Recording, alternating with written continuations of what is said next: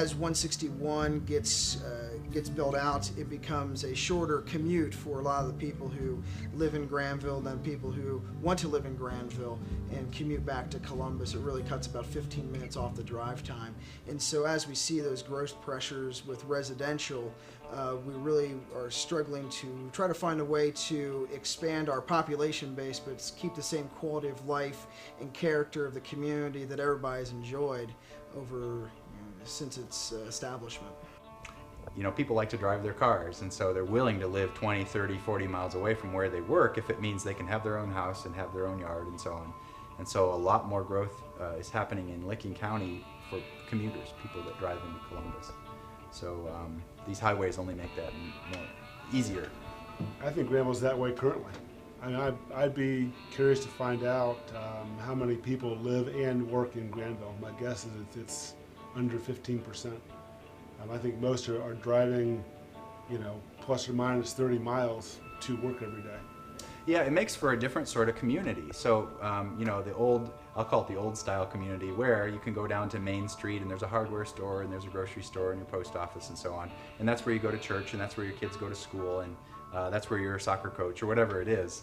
That's changing a little bit in that people spend less time in their community. And their community might be just a housing development off of a highway.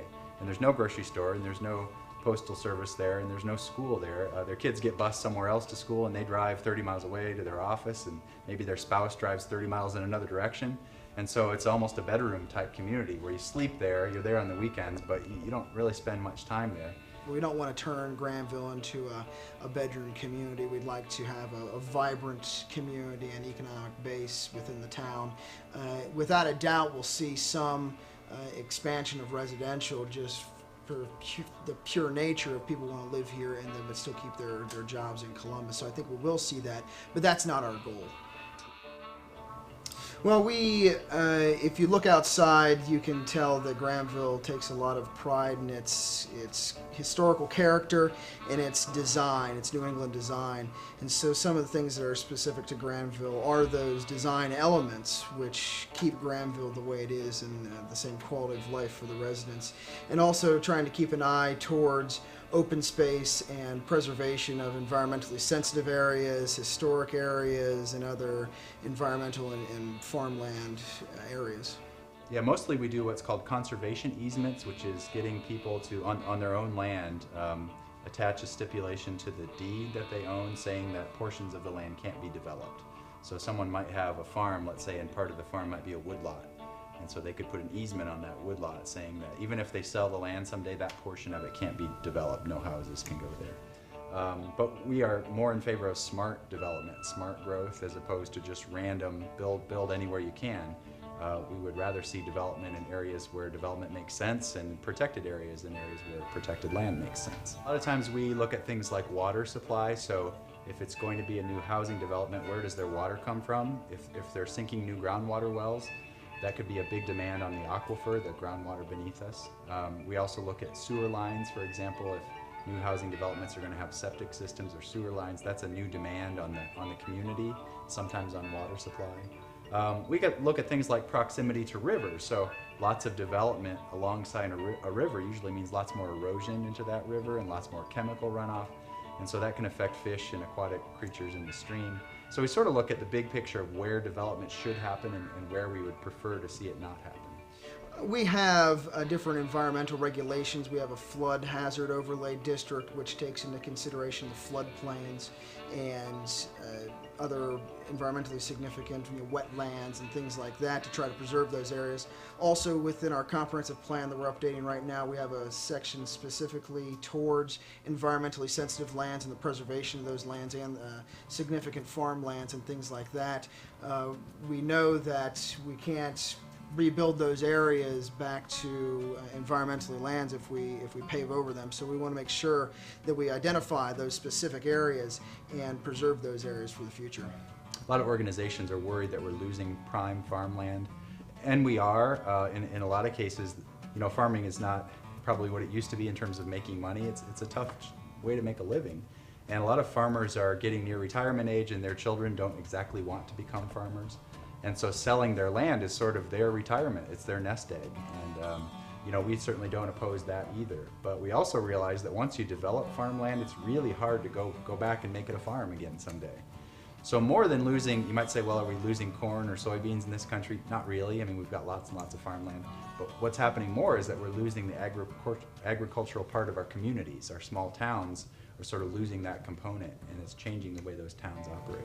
The township has a program, in fact, they just passed a levy on it this past election for open space conservation, where they indicate key pieces of farmland, key farms in different areas, and they will go and use this money that they raise through a millage to either purchase the lands outright or to buy the development rights off of those lands. So the lands can continue to be farmed, but the farmer who might be land rich but cash poor will still have the ability to take in some money from his land and be able to retire on that.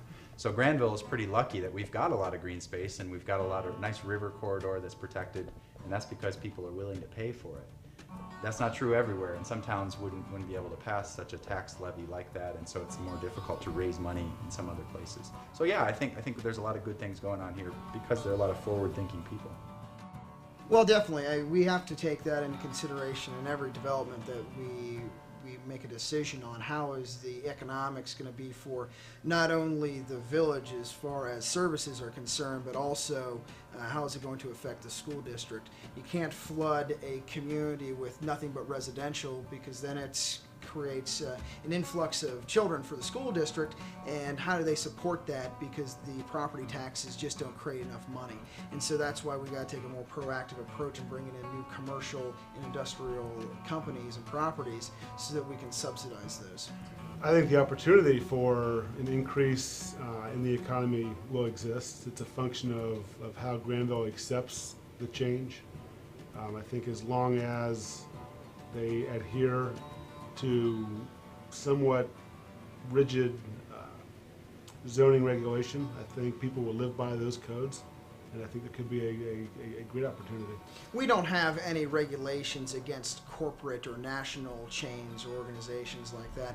It's all market driven. If a Subway or whoever wants to locate in the village, they would go through the same process that anybody else would. They would come in front of the planning commission, seek approval for their particular use and building, and then we would make a decision based upon their application, regardless of who it is. McDonald's may have a better shot than anybody else because they can conform to any zoning laws they want.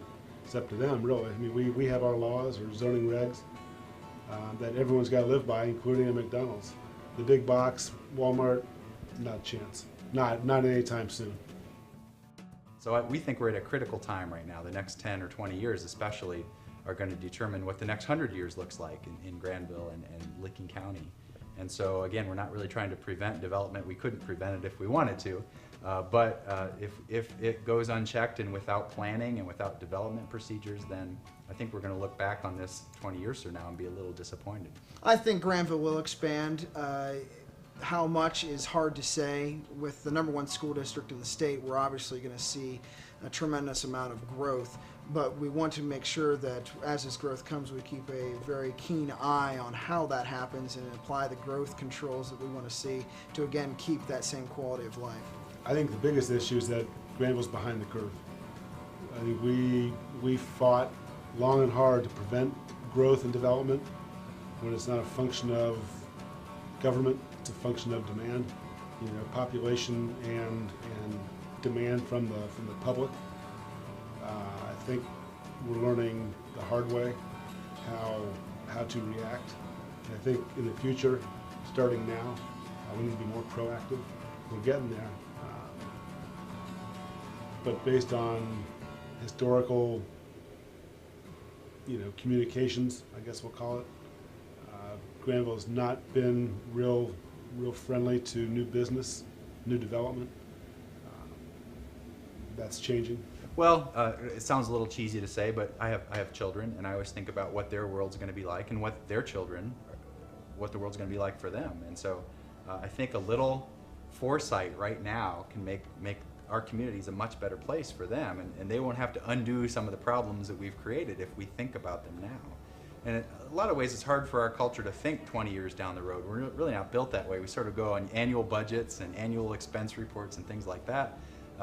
To think 20 years down the road is difficult politically and economically and socially, but we have to, really, if we want to avoid some of these problems. The biggest issue is the residential growth and supporting of the schools.